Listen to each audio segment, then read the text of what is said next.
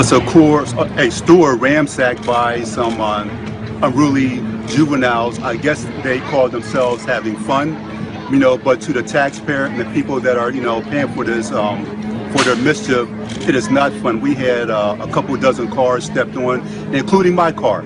My car was also damaged last night. There is no rhyme, there is no reason for this sort of activity here.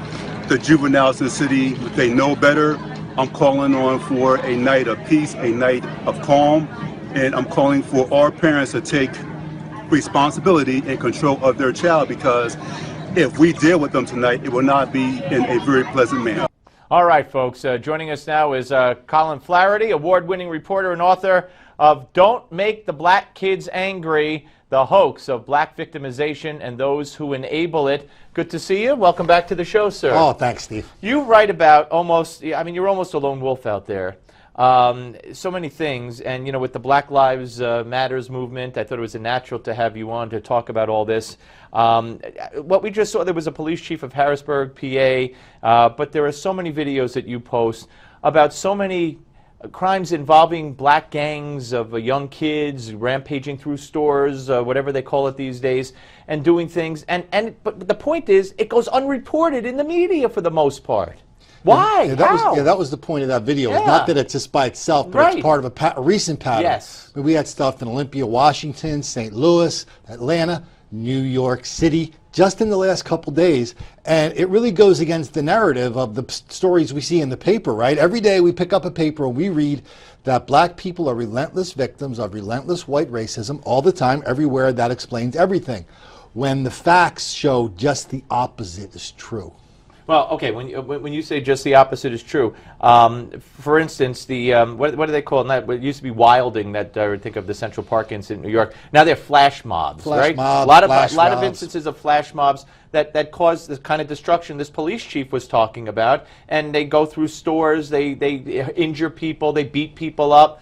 And again, what gets me is we don't hear about this. There might be some skeptics out there saying, they don't know what they're lying, they're making this up. But you document it all. You could give your website as well. It's easy to find on YouTube. Okay, and you post the videos and you post the news stories, because begrudgingly that town usually does put a story out about it, but the national media doesn't tell you about it.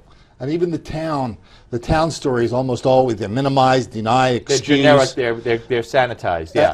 And nobody's connecting the dots, saying, in the last couple of weeks, I posted 25 examples of some really nasty business involving racial violence and denial all over the country, and nobody's talking about it. And then there's the other way. You wrote a story at American Thinker, black man suffers another racist beating in Whole Foods, with a question mark. A Whole Foods in Oakland, California, that supposedly this black man was beaten up by security guards there for no reason, just minding his own business. That's how the media portrayed it, and they did pick up on that, but that wasn't the story, was it? No, if you talk to some people who were actually there, what you learn is that the guy was belligerent.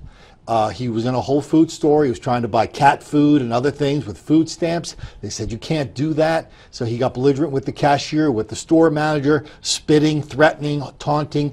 Then finally he did that to the security guard, and that's when the beating commenced. All right, now what you talk about in the book, and you've written other books, White Girl Bleed a Lot, and now the latest one that was out in the spring, Don't Make the Black Kids Angry.